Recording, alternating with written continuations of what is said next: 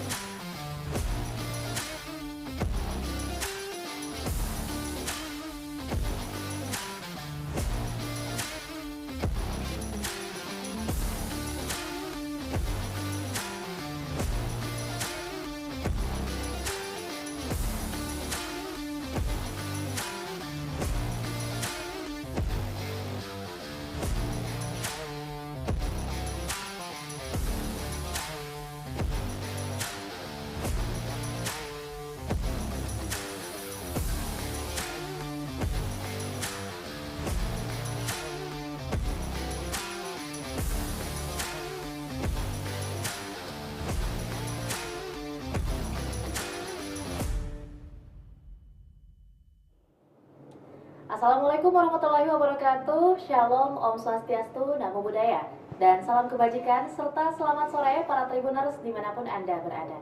Senang sekali rasanya pada sore hari ini saya Anissa Husnuzan dapat kembali menyapa Anda dalam ngobrol virtual edisi Selasa 31 Oktober 2023. Dan dalam beberapa menit ke depan kami akan menyajikan informasi terbaru dan kita akan berbincang-bincang tentang informasi yang menarik dan juga tentunya bermanfaat untuk kita semua.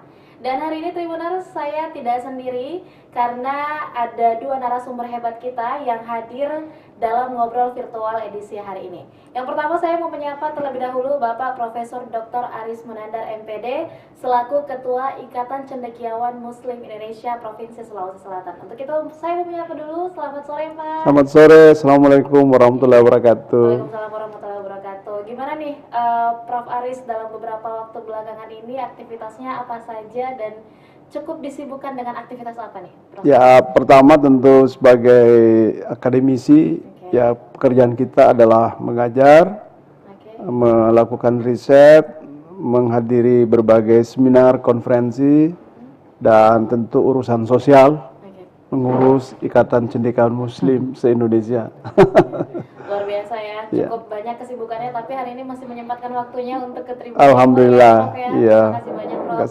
Dan hari ini Prof. Aris juga tidak sendiri karena ditemani oleh salah satu narasumber hebat juga, yakni ada Ibunda, saya panggilnya Ibunda karena cukup akrab dengan beliau, Ibunda Profesor Dr. Farida Patitinggi M.Hum yang selaku Ketua Panitia Pelaksana Silaknas 2023 di Ikatan Cendekiawan Muslim Indonesia yang dilaksanakan nanti di Kota Makassar juga ya. Betul. Iya, dan saya mau menyapa terlebih dahulu. Selamat sore Prof. Farida. Selamat sore, Assalamualaikum warahmatullahi wabarakatuh. Waalaikumsalam warahmatullahi. Kalau Prof. Farida sendiri dalam beberapa waktu belakangan ini kesibukannya apa aja? Iya banyak kesibukannya. Ya sebagai akademisi juga seperti Prof. Aris, saya di kampus banyak. Terus kemudian diberikan tugas tambahan sebagai wakil rektor. Untuk membantu Pak Rektor mewujudkan visi misinya untuk Unhas kita tercinta ya. Oke, luar biasa. Terima kasih banyak dan Prof. sebagai sekretaris, karena saya juga sebagai sekretaris umum, sekretaris Ijmi Oril Sulsel gitu, yang kebetulan diberikan amanah oleh Prof. Aris, ketua untuk menjadi ketua panitia lokal ya untuk Silaknas atau silaturahmi kerja nasional. Oke. ICMI se-Indonesia. Se-Indonesia ya, Prof. Oke, luar biasa. Dan ini sebenarnya satu kehormatan juga sebenarnya ya, Prof ya, untuk Kota Makassar dan ICMI Sulsel sendiri tahun ini menjadi tuan rumah dari pelaksanaan silaturahmi kerja nasional 2023 dari Ikatan Cendekiawan Muslim se-Indonesia. Nah, tapi sebelum kita cukup jauh membahas tentang pelaksanaan Silaknas ini, ada baiknya mungkin para Tribuners juga mencari tahu atau mungkin Pak Prof bisa menjelaskan tentang seperti apa sejarah dan latar belakang pendirian Ikatan Cendekiawan Muslim Indonesia sendiri, khususnya di Sulsel nih, Prof. Ya, terima kasih Anissa dan Tribuners dimanapun berada ya. Pertama tentu kita harus melihat juga pada sejarah kelahiran ICMI di tingkat nasional yang itu terjadi pada tahun 1990 yang langsung ketua umum pertamanya adalah Bapak B.J. Habibie yang diprakarsai sebenarnya oleh para mahasiswa dari Universitas Brawijaya Malang. Dan misinya adalah memang waktu itu mendekatkan antara pemikiran-pemikiran atau cendekiawan-cendekiawan Muslim dengan kekuasaan yang ada.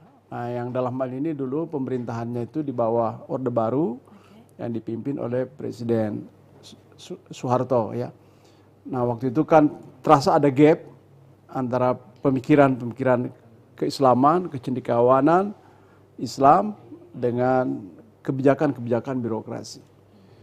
Nah, untuk mendekatkan itu dirayu-rayulah Pak Habibie oleh para mahasiswa kita datang bertamu ke Jakarta untuk meminta beliau, dan Pak Habibie meminta izin ke Pak Presiden.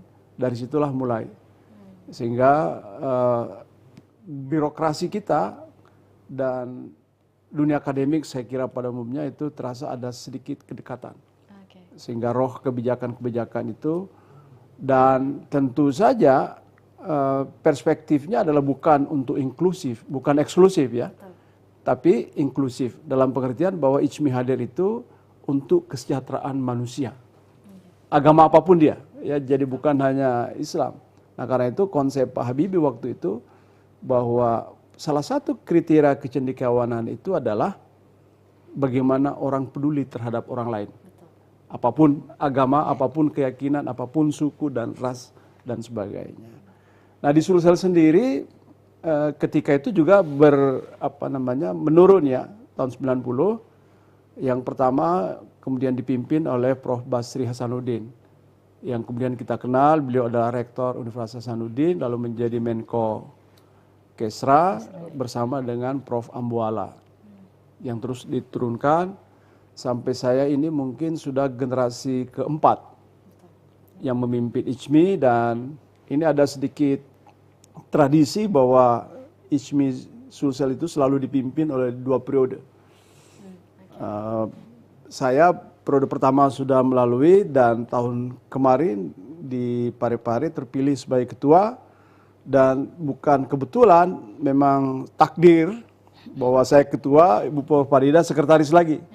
Kemudian Ibu Profesor Andi Majda menjadi bendahara. Jadi double, apa bahasa Bugisnya itu opok ki.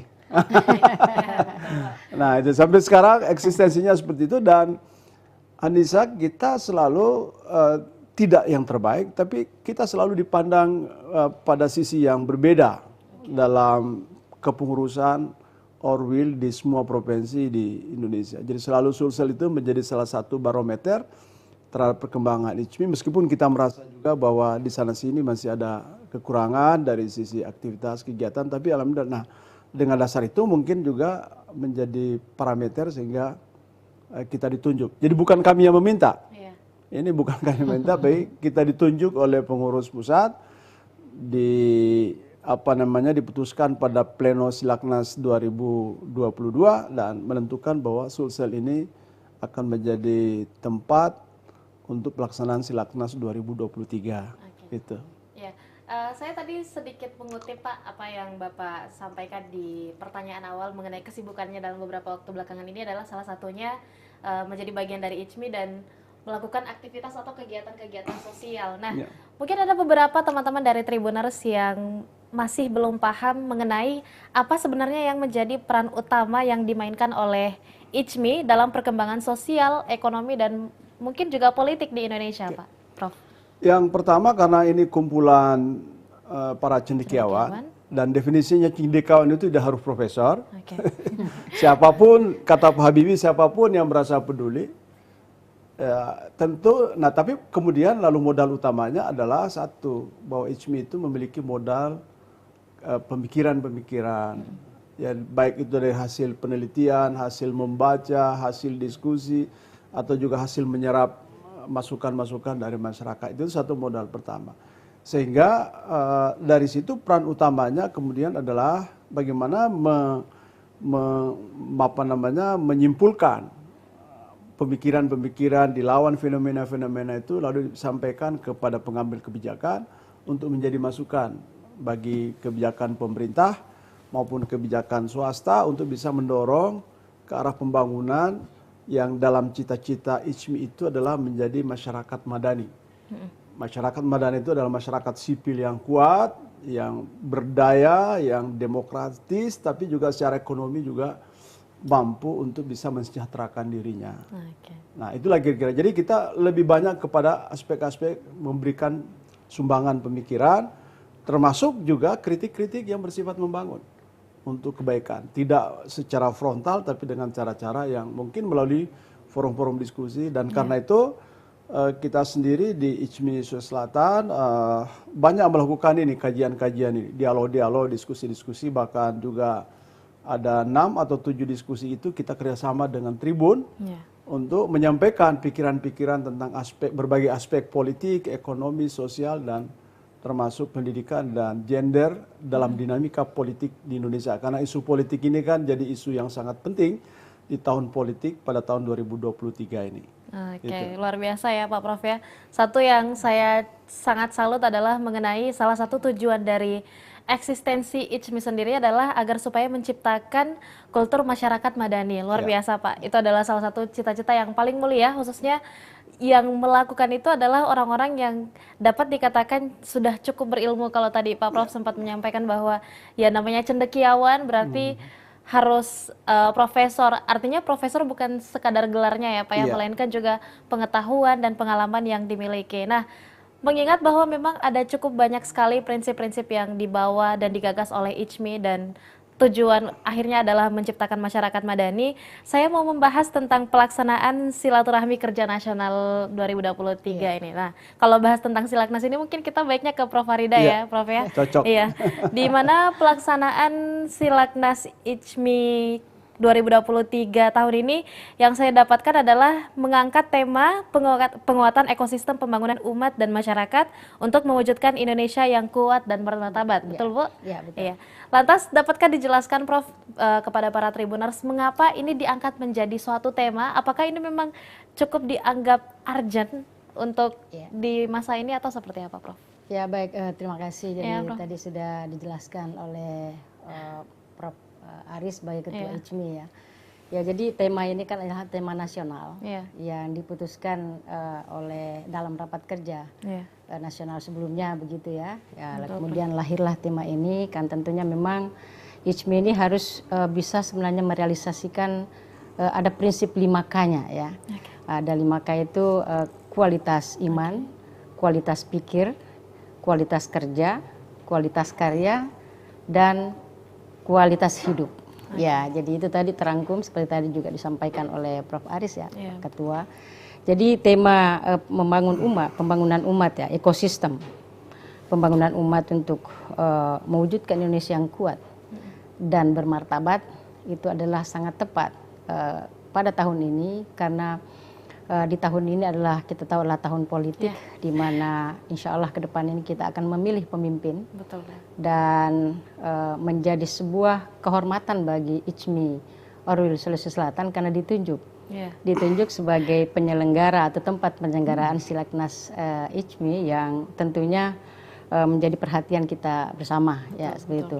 Nah, karena memang isu yang kita usung adalah bagaimana melahirkan pemimpin-pemimpin yang mampu untuk bagaimana membangun Indonesia ini lebih kuat dan bermartabat. Bermartabatnya ini menjadi sebuah sesuatu kata yang mengandung makna yang begitu dalam. Betul. Karena bermartabat ini adalah mengandung nilai-nilai yang begitu dalam agar bagaimana umat atau masyarakat kita adalah masyarakat yang disebut tadi sebagai masyarakat madani, yang tentunya di situ ada nilai-nilai luhur yang harus diaktualisasikan ke dalam kehidupan bersama seperti itu. Nah, kita berharap ya mudah-mudahan Silaknas ICMI di 2023 ya tahun ini menjadi momentum yang begitu tepat untuk melakukan konsolidasi cendekiawan ya, karena ini kan ada nanti sekira 500 sampai 700 ya peserta dari seluruh Indonesia maupun dari ICMI luar negeri yang akan hadir bersama untuk menuangkan ya pikiran-pikiran cerdasnya yang tadi bermuara pada 5K tadi ya, bagaimana nanti bisa merekomendasikan merekomendasikan beberapa hal yang terkait dengan tujuan khususnya tujuan kita bernegara dan berbangsa seperti itu ya.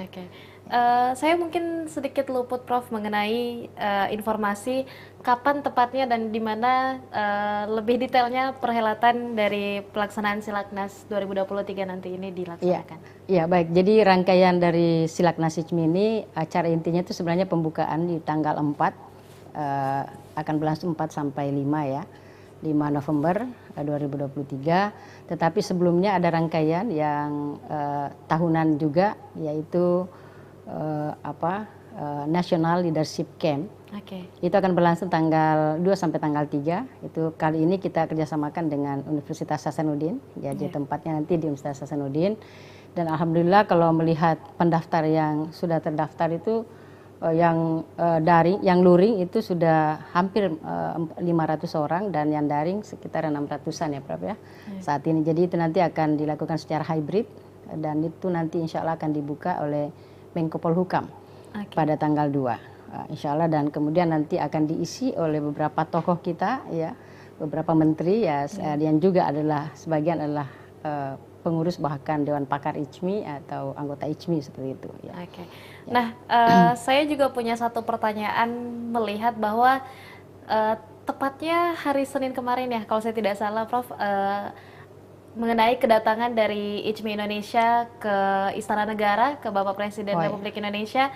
Nanti mungkin saya punya pertanyaan khusus untuk Prof Farida, tapi sebelum itu saya mau kembali lagi ke Prof Haris. Mengenai dalam pelaksanaan pesta demokrasi yang nantinya dihelat pada tahun 2024 tepatnya ya Prof ya. Apa peran dan apa saran dari ICMI untuk pesta demokrasi 2024 ini khususnya untuk masyarakat luas, Prof? Ya, yang pertama nanti di Forum Silaknas akan disusun satu rekomendasi yang terkait dengan berbagai aspek kehidupan bernegara, dan itu nanti akan dibacakan di akhir Forum Silaknas yang biasanya meliputi berbagai aspek seperti politik, ekonomi, pertanian, dan berbagai bidang-bidang. Kalau pertanian itu selalu bahasa kita fokus pada ketahanan pangan, karena itu menjadi salah satu isu nasional. Di soal pendidikan adalah bagaimana mendorong kualitas SDM kita dalam rangka mengisi bonus demografi, dan itu adalah hal-hal strategis. Yang ketiga dari aspek ekonomi adalah penguatan usaha menengah kecil, usaha kecil menengah di Indonesia yang sekarang ini masih termasuk dengan para wirausahawan muda untuk bisa didorong. Dan dalam aspek politik, dan ini yang paling penting saya kira adalah bagaimana kita mendorong kedaulatan politik rakyat kita memilih dengan cara yang berkualitas. Ya, artinya bagaimana kita bisa mendorong bahwa demokrasi tidak semata-mata karena jumlah, tapi juga karena kualitas. Yang terpilih orang yang hebat, tapi juga banyak suaranya. Nah, kira-kira seperti itu ya, sehingga tidak mudah dipengaruhi oleh politik uang, dan itulah yang kita berharap.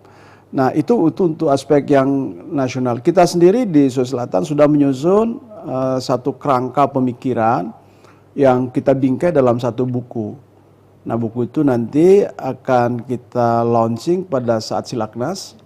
Buku itu adalah lebih dari 40 tulisan dari para cendekiawan Sulawesi Selatan yang bicara terutama dalam aspek-aspek politik. Penguatan ekonomi dalam kaitan politik, penguatan pendidikan dalam kaitan politik, itu kita coba sinergikan di sana, termasuk bagaimana peran perempuan dan masyarakat terbawah dalam lapisan ekonomi terbawah itu dalam berpartisipasi mendapat akses untuk membangun dalam kehidupan politik. Nah kita tunggu nanti kira-kira ada nggak satu hal yang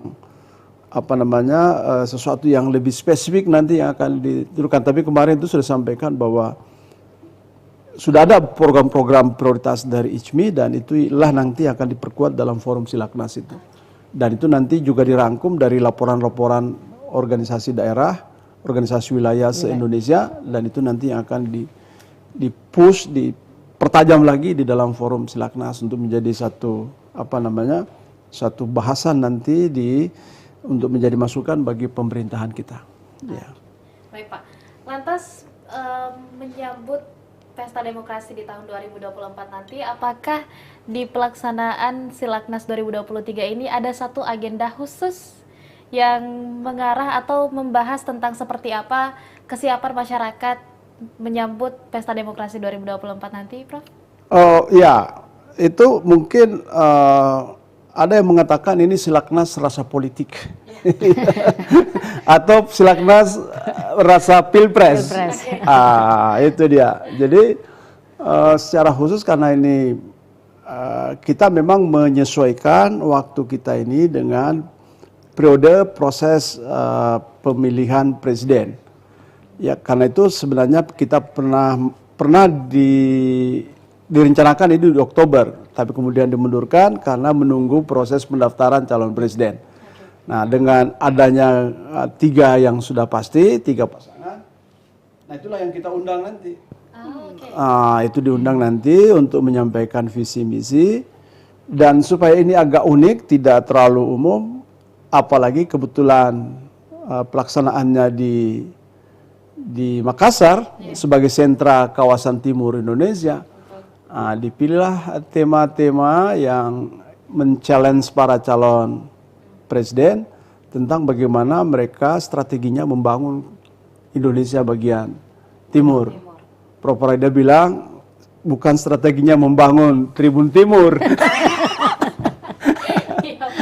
Tapi ada juga kaitannya kenapa namanya ini Tribun Timur, tentu kan ada misi ya. Ada misi. Nah itu poinnya. Jadi supaya jangan selalu cara berpikir presiden itu selalu melihat itu petanya pada kawasan barat. Nah sehingga nanti ketika terpilih lalu semua perhatiannya ke sana. Nah kita mau merasa bahwa ini ada yang unik di timur ini misalnya. Karena kita adalah wilayah maritim, lebih dari 1/2 wilayah itu adalah berada di kawasan timur. Disinilah tambang-tambang yang kaya raya, tapi rakyatnya apakah juga ikut sejahtera? Ini pertanyaan-pertanyaan seperti itu, jangan sampai yang sejahtera kita yang di sini tapi kita yang dimiskinkan. Nah itu seharusnya seperti itu konsepnya ke depan. Kira-kira begitu, ya. Oke. Berarti memang dalam pelaksanaan Silaknas 2023 ini, Prof, ada undangan yang disampaikan kepada ketiga capres untuk hadir di Silaknas 2023 dan menyampaikan gagasannya ya, Prof? Iya, ada. Iya, ada. Iya, mudah-mudahan ketiga-tiganya hadir dan mampu menyampaikan gagasannya untuk seluruh masyarakat, khususnya masyarakat di Indonesia Timur. Harus datang, karena kalau tidak datang berarti takut sama kawasan timur. Itu jadi catatan, mudah-mudahan 3 capres. Insya Allah lah ya. Insya Allah 3-tiganya datang dan dengan berani, harus berani ya, Prof? Iya. Berani jadi capres harus berani menyampaikan gagasan. Betul. Dan kita belum mendengar bahwa ada calon yang yang menolak. Baik, Prof. Tapi mudah-mudahan lah itu menjadi tanda yang baik bahwa beliau semua akan hadir di sana. Amin ya Rabbal. Insya Allah ya, Prof ya. Insya Allah. Nah, selanjutnya saya mau kembali lagi nih ke Prof. Farida. saya sempat mengikuti atau mengamati akun Instagram ICMI Indonesia dan beberapa dan ketiga-tiga capres Republik Indonesia nantinya, itu saya melihat agenda pertemuan ketiga capres dengan pengurus ICMI Indonesia dengan Pak Presiden, itu Pak Presiden menggunakan batik yang sama, artinya di hari yang sama.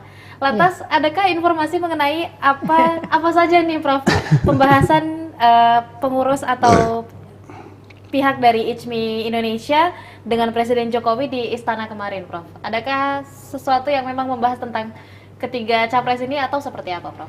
Ya, mungkin saja karena kebetulan di agenda teragenda di hari yang sama. Tetapi yang jelas bahwa sesuai dengan penyampaian dari pengurus pusat, ya karena seharusnya kita juga pengurus panitia lokal ini hadir, tetapi karena waktu yang begitu mepet, yang jelas bahwa Pak Ketum dan seluruh pengurus pusat ICMI itu menyampaikan laporan ke Bapak Presiden untuk kegiatan Silaknas ini. Dan sekaligus mengundang, walaupun undangan sudah disampaikan sebelumnya, tetapi pada saat itu meminta kesediaan Bapak Presiden untuk bisa membuka secara resmi Silaknas ICMI. Jadi saya kira yang didiskusikan adalah berkaitan dengan apa sebenarnya misi dari Silaknas ini dan bagaimana Silaknas ini memang selalu dikemas setiap tahun karena memang adalah ajang untuk konsolidasi organisasi dan juga untuk evaluasi program-program kerja ICMI selama 1 tahun dan untuk perencanaan untuk tahun berikutnya. Itu memang sudah agenda tahunan seperti itu. Ya, jadi saya kira tidak bisa juga dinafikan seperti apa yang juga disampaikan oleh Prof tadi, bahwa kita ini masuk pada tahun politik, ICMI pun harus melek ke sana gitu ya. ICMI dengan anggotanya seluruhnya adalah cendekiawan. Ya, cendekiawan seperti makna tadi disampaikan tentu harus ikut serta di sana dan tidak boleh dia ketinggalan. Justru kita harus terdepan untuk memberikan gagasan-gagasan yang smart atau yang bernas seperti itu untuk bagaimana Indonesia ke depan. Nah, sekarang strategis sekali karena itu mungkin sudah takdir atau berkah ya.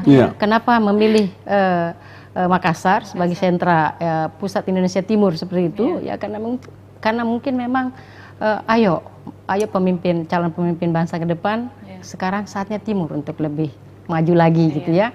Apalagi dengan IKN ya, IKN kan juga di Timur. Ini sebuah satu posisi strategis. Seperti itu, apalagi memang seperti tadi Pak Ketua sampaikan, ya Indonesia Timur ini adalah kaya akan sumber daya alam, ya. Dan karena kaya akan sumber daya alam, maka harusnya ya semua harus sejahtera ya, seperti itu sama. Ya, kita harus tidak boleh ada ketimpangan antara Timur dengan Barat, jadi harus seimbang. Ya harus kita pembangunan di Timur harus terkejar, harus lebih cepat lagi gitu ya, sehingga dapat mengejar pembangunan dan seimbang dengan keadaan yang ada di Barat seperti itu ya. Betul sekali, Prof. Jadi memang salah satu juga mungkin ini betul Prof. Tadi Prof Farida menyampaikan bahwa ini adalah satu berkah juga untuk bukan cuma untuk Makassar tapi untuk seluruh bagian dari Indonesia Timur sendiri, menjadi satu kesempatan, ada momen di mana kebetulan ICMI menggelar Silaknas ke 2023 jelang tahun politik. Kita sudah punya 3 capres, jadi ketiga-tiganya mungkin bisa lebih banyak mendengar aspirasi dan juga seperti apa kemudian gagasan-gagasan yang disampaikan oleh masyarakat dan juga khususnya adalah insan-insan cendekia di Makassar sendiri dan Indonesia Timur sendiri seperti itu, Prof. Nah, lantas sampai hari ini Prof Farida, adakah beberapa tokoh-tokoh besar sekaligus mungkin cendekiawan yang sudah mengonfirmasi akan hadir dalam Silaknas 2023 nanti, Prof? Iya, betul. Jadi hampir semua wilayah sudah ya, Prof ya. Ya, wilayah dan maupun juga ICMI luar negeri, kan ada juga beberapa ICMI luar negeri, jadi pengurus wilayah, pengurus daerah ya, dari khusus untuk daerah kita undang untuk Sulawesi Selatan ya, Prof ya. Dan kemudian BATOM ya, Badan Otonom ICMI juga ikut terlibat ya seperti itu. Dan alhamdulillah ya, untuk kegiatan pertama yang akan digelar tanggal 2 sampai tanggal 3 yang berkaitan yang NLC itu National Leadership Camps, itu yang akan diisi oleh beberapa tokoh ICMI yang juga kebetulan juga adalah tokoh pejabat kita gitu ya. Seperti Pak Menko Polhukam ya, yang akan nanti hadir tanggal 2 untuk menyampaikan keynote speech di hari pertama, lalu kemudian dilanjutkan oleh Pak Zulkifli Hasan ya, Pak Zulkifli Hasan juga sebagai Dewan Pakar ICMI yang Menteri Perdagangan ya, ya itu juga nanti akan menyampaikan itu bersama dengan Rektor Unhas. Lalu kemudian Pak Menko Kesra, kemudian Prof Jimli, Pak Ilham Habibi, ya, Pak Teten Mas Duki ya, Menkop ya, Menteri Koperasi, dan tentunya pengurus ICMI, pengurus pusat ya, pengurus pusat. Nanti sudah sekitar penyampaian ke kami itu sampai 300 ya, sampai 300 orang yang akan hadir ya, seperti itu. Jadi itu sudah cukup semangat untuk hadir di Makassar ini, luar biasa besarnya ya. Ya, saya kira insya Allah mudah-mudahan semuanya lancar. Amin. Dan semua rekomendasi strategis kita akan kita sampaikan nanti ya. Kita berharap Bapak Presiden akan hadir membuka resmi ya, insya Allah. Betul, Prof. Nah, mengingat bahwa pelaksanaan Silaknas dari tahun ke tahun, khususnya di tahun 2023 ini adalah salah satu agenda yang terbesar, dapat dikatakan terbesar yang dilaksanakan atau digagas oleh ICMI sendiri ya, Prof ya. Dan tahun ini kebetulan tahun ini alhamdulillah Makassar terpilih menjadi tuan rumah atau pelaksana tempat dilaksanakannya Silaknas ini. Lantas Prof Faris, adakah cerita khusus atau bagaimana cerita awalnya sehingga Kota Makassar dipilih jadi tuan rumah Silaknas tahun ini, Prof? Ya, mungkin. Ini ceritanya kan waktu itu Silaknas 2022 itu adalah pelaksanaan Silaknas di Jakarta. Event itu berjarak kira-kira 1 bulan dari musyawarah wilayah. Ya, waktu kita terpilih, sehingga pada saat itu juga kami diminta menyampaikan laporan tentang pelaksanaan program kerja di daerah.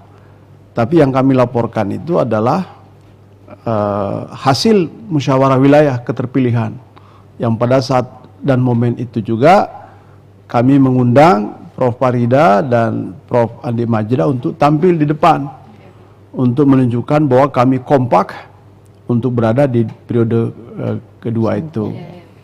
Nah, lalu dari situ terus Ibu Sekjen, kebetulan Ibu Sekjen itu adalah anggota DPR Republik Indonesia, Ibu Dr. Andi Yuliani Paris, membisikin, nah sudah cocok, kompak ini terus dijadikan aja tuan rumah Sulawesi Selatan. Karena ini penting untuk memberi sedikit sentuhan bahwa memang harus ke depan, karena ini tahun politik, Sulawesi Selatan itu harus diberi sentuhan bagaimana Indonesia Timur itu juga bisa mendapat bagian dari prioritas untuk pembangunan ke depan. Dan itu harus dilakukan, tidak harus dilakukan di Sulawesi Selatan. Nah, kebetulan kita sudah lama tidak kebagian event-event itu. Terakhir itu di tahun 2000-an saya kira. 2005. Ya. Itu pernah kita muktamar waktu masih Presiden SBY. Ya, waktu masih Presiden SBY, dan itulah kira-kira. Yang kedua, cerita mengalir, cocok sudah kalau ke Makassar kita makan ikan. Makan enak. Makan enak. Jadi saya melihat, kalau lihat daftar-daftar peserta kan rata-rata yang kita undang 6 orang. Rata-rata yang ada itu dikirim lebih 10 ke sini. Ya, jadi memang ada sedikit daya tarik lah Kota Makassar ini untuk menjadi tempat pertemuan, meskipun bahkan dari Aceh yang kita sebut itu jauh, itu mungkin lebih dari 10 pesertanya yang dihadirkan ke sini. Kalau kita mau pikir itu perjalanan udaranya itu bisa 1 hari sampai ke Makassar. Tapi dia yang paling antusias untuk datang ke Makassar, karena ya itulah.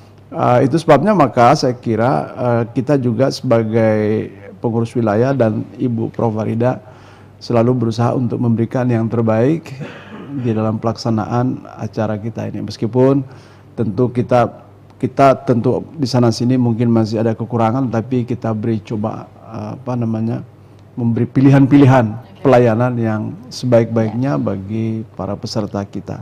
Iya.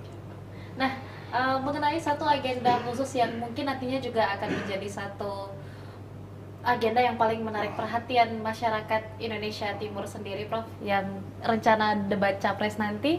Adakah informasi mengenai tema apa yang akan dibahas dalam debat capres ini, Prof? Ya, terus terang ini masih didiskusikan oleh tim steering, tetapi isu-isu itu sudah kira-kira ada arah-arahnya begitu ya. Misalnya tadi pengembangan sumber daya maritim. Nah, itu sumber daya alam ya, sumber daya alam, sumber daya laut, itu satu aspek sendiri nanti akan dilihat. Gimana ini, karena ini laut kita ini dengan kekayaan di bawahnya itu luar biasa sekali. Nah, itu gimana itu? Bisa nggak itu bisa dijadikan sebagai satu pusat keunggulan juga, dan konsep-konsep itu sudah ada. Ada ketua Dewan Pakar kita, Prof. Jamaluddin Jompo itu sudah punya konsep untuk bagaimana pengembangan maritim di kawasan timur. Yang kedua soal pendidikan, itu isu yang kedua, karena kawasan timur ini banyak sekali daerah 3T. Ya, terluar, terdepan, dan terpencil. Dan di daerah 3T itu pada umumnya infrastruktur pendidikan itu masih terbatas. Papua saja misalnya sebagai contoh, itu baru 60% penduduknya yang bisa mengenyam pendidikan di SMA. Nah, ini karena apa? Karena faktor keterjangkauan sekolah itu makin susah. Belum lagi karena faktor-faktor tadi ekonomi, sehingga skema-skema untuk mendorong mereka itu dengan cara beasiswa itu sangat didambakan oleh penduduk di kawasan timur Indonesia. Nah, yang keempat adalah kita diskusikan secara politik kita ini besar wilayahnya, tapi keterwakilan kita di DPR itu tidak besar. Ini penting ini bagaimana ini? Perempuan. Jadi, belum lagi dilihat dari sisi kesetaraan gender. Itu satu isu. Kenapa? Jadi kalau misalnya pilihan-pilihan program diketuk di DPR, ya selalu Barat yang dapat anunya. Kita karena jumlah kita itu sangat sedikit sekali. Jadi itu juga bagian dari hal-hal yang kita sebut tadi sebagai kedaulatan politik. Bagaimana Timur diberi akses untuk pengambilan kebijakan. Dan tentu ini mata rantainya juga terkait dengan aspek-aspek, misalnya di sini adalah literasi digital yang masih rendah, pendidikan yang masih rendah, dan juga ekonomi yang masih rendah. Betul, karena tidak bisa itu orang Makassar pergi kampanye di Pulau Jawa karena modalnya, kecuali modal besar seperti misalnya Pak Erwin Aksa, berani sekarang dia bertarung melalui jalur DKI. Ya, karena dia punya akses kemampuan ya untuk bisa mobilisasi massa di sana. Nah, itu harus kita miliki dulu. Baru bisa kita mendapat kedaulatan politik, hak-hak politik yang mungkin bisa menyaingi dengan teman-teman di kawasan barat Indonesia. Betul. Luar biasa sekali ya, Prof. Berarti memang pelaksanaan Silaknas 2023 ini sebenarnya dapat dikatakan menjadi langkah awal kemajuan pembangunan di Indonesia. Siapapun yang terpilih capresnya, amin. Jadi ketika ketiga-tiga capres ini datang ke Makassar dan menyampaikan gagasannya di Silaknas 2023 ini menjadi salah satu momentum juga masyarakat mengenal capres dan capres mengenal kawasan Indonesia Timur. Seperti itu ya, Prof. Luar biasa. Nah, yang sebenarnya mungkin jika kita ingin membahas tentang ICMI lebih luas ataupun pelaksanaan Silaknas ini cukup mendetail sampai seperti apa detail-detail kegiatannya, itu memang sangat baik, tapi sepertinya kita cukup terbatas di waktu ya, Prof. Sedikit lagi kita akan memasuki waktu maghrib khususnya. Jadi yang terakhir mungkin apa pesan dan harapan dari, yang pertama mungkin saya ke Prof. Farida dulu. Harapan dari Prof. Farida mengenai pelaksanaan Silaknas 2023 nanti dan seperti apa masyarakat dapat berpartisipasi. Iya, kalau harapan sebagai ketua panitia itu kan selalu ingin supaya sukses, lancar, dimudahkan semuanya dan semua berjalan sesuai dengan agenda yang telah kita tetapkan seperti itu. Dan tentunya kita melihat bahwa kita berupaya untuk mengumumkan kepada seluruh khususnya anggota ICMI dan masyarakat secara luas untuk terlibat ya. Jadi seperti ajang leadership camp itu adalah wadah bagi seluruh masyarakat khususnya mahasiswa untuk ikut terlibat dalam bagaimana mengenal ICMI dari situ ya dari situ. Lalu kemudian mudah-mudahan nanti mereka akan terlibat secara aktif di dalam organisasi ICMI ini. Jadi kita promosikan ya seperti itu kemana-mana di Instagram, di media ya kita sudah ketemu dengan Tribun dan media lain untuk bagaimana kita mempromosikan kegiatan ini dengan berbagai media. Ya saya berharap mudah-mudahan semuanya lancar, insya Allah sesuai dengan rencana yang telah kita susun. Amin ya rabbal alamin. Nah, untuk pelaksanaan National Leadership Camp sendiri ya Prof ya, mungkin para Tribuners boleh langsung cek informasi lengkapnya di akun Instagram resmi ichmi.id atau Ichmi Sulsel ya Prof ya. Dan jangan lupa boleh mendaftar. Ya, jangan lupa online, informasinya daring atau luring. Mendaftar online. Bisa lain bisa follow. Dan di follow. Instagramnya. Iya. Jadi bisa daring, bisa luring ya. Kalau luring nanti di Unhas di ruangan di aula Profesor Amiruddin Fakultas Kedokteran. Iya baik Prof. Jadi informasi lengkapnya para Tribuners dapat cek langsung di ichmi.id dan jangan lupa untuk mendaftar karena ini adalah salah satu kesempatan terbaik juga untuk generasi muda khususnya bagi mahasiswa untuk mengenal lebih dalam dan sedikit banyaknya berinteraksi dengan insan-insan cendekia. Betul, luar biasa. Nah, terakhir mungkin saya juga mau ke Prof Aris mengenai apa harapannya dalam pelaksanaan ICHMI 2024 nanti ini dan seperti apa ini akan memiliki manfaat kepada masyarakat luas. Ya, yang pertama tentu kita sejalan dengan harapan Prof Farida bahwa Silaknas ini harus menjadi satu tonggak penting. Mungkin sedikit berbeda dengan Silaknas sebelumnya karena di sini ada sesuatu hal yang kita pikirkan untuk masa depan Indonesia yang lebih baik ke depan. Nah, itu satu. Jadi betul-betul ini bisa menghimpun pemikiran-pemikiran, melahirkan rekomendasi-rekomendasi, dan yang tidak kalah pentingnya adalah bahwa ketika kita mengundang para calon presiden, ketika membuat kebijakan siapapun terpilih, membuat kebijakan-kebijakan, di kepalanya itu sudah ada Indonesia bagian timur. Betul, jadi itu perlu betul-betul menjadi satu perhatian besar, baik dalam pembangunan infrastruktur, pembangunan ekonomi, pendidikan dan sebagainya. Itu satu. Yang kedua tentu kita berharap bahwa penunjukan Makassar ini juga mendapat dukungan yang sebesar-besarnya dari pemerintah daerah, pemerintah kota, masyarakat dan Tribuners terutama juga media yang sudah luar biasa sekali memberikan supportnya dalam menyampaikan informasi terkini mengenai perkembangan kegiatan kita, karena sukses pelaksanaan saja tidak cukup tanpa ada publikasi. Kebaikan-kebaikan itu harus disampaikan kepada orang, jangan sebaliknya malah keburukan-keburukan itu yang menjadi viral. Ini dia. Nah, inilah fungsi peran media, dan termasuk hari ini saya kira kita berterima kasih kepada Tribun Timur karena ada podcast yang sudah menyampaikan ini kepada seluruh publik. Dan tentu yang terakhir adalah kita ingin mendorong partisipasi semuanya. Kalaupun nanti tidak bisa mendapat akses untuk mengikuti acara secara langsung, mungkin ada media-media yang kami siapkan juga secara online dan itu dapat diikuti oleh teman-teman. Karena keterbatasan tempat tentu saja animo orang banyak sekali, tapi kita ingin juga ada harapan untuk berpartisipasi, publik bisa berpartisipasi melalui apakah nanti medianya Facebook, Instagram, atau YouTube, atau apapun bentuknya, atau Zoom, ya nanti kita akan siapkan. Mudah-mudahan ini menjadi jembatan bagi partisipasi publik masyarakat.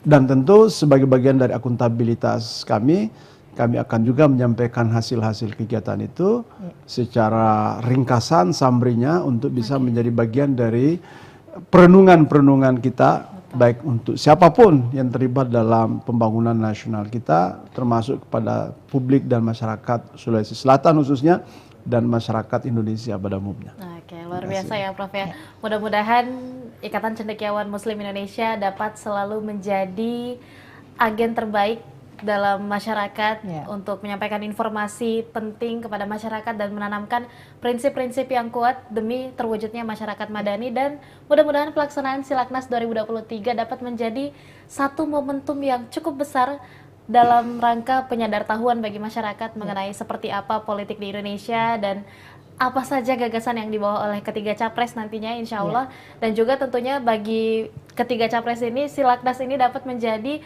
momen atau media mereka mendengarkan penyambung lidah dari masyarakat Indonesia Timur kepada ketiga capres ini. Terima kasih banyak ya Prof ya. Mudah-mudahan pelaksanaan Silaknas 2023 nanti berjalan lancar, dan terima kasih banyak Prof Faris dan juga Prof Farida pada hari ini sudah bersedia untuk bergabung bersama Tribun Timur dan menyampaikan seluruh pelaksanaan dari Silaknas 2023 dalam ngobrol virtual. Terima kasih Prof, kembali kami ucapkan. Dan juga tentunya kami mengucapkan terima kasih banyak kepada para Tribuners yang masih setia menyaksikan ngobrol virtual hari ini. Dan tentunya jangan lupa saksikan informasi dan berita lainnya hanya di kanal YouTube dan juga Facebook Tribun Timur, Mata Lokal Menjangkau Indonesia. Saya Anissa Husnuzan mewakili seluruh rekan kru yang bertugas pamit undur diri. Wassalamualaikum warahmatullahi wabarakatuh dan sampai jumpa.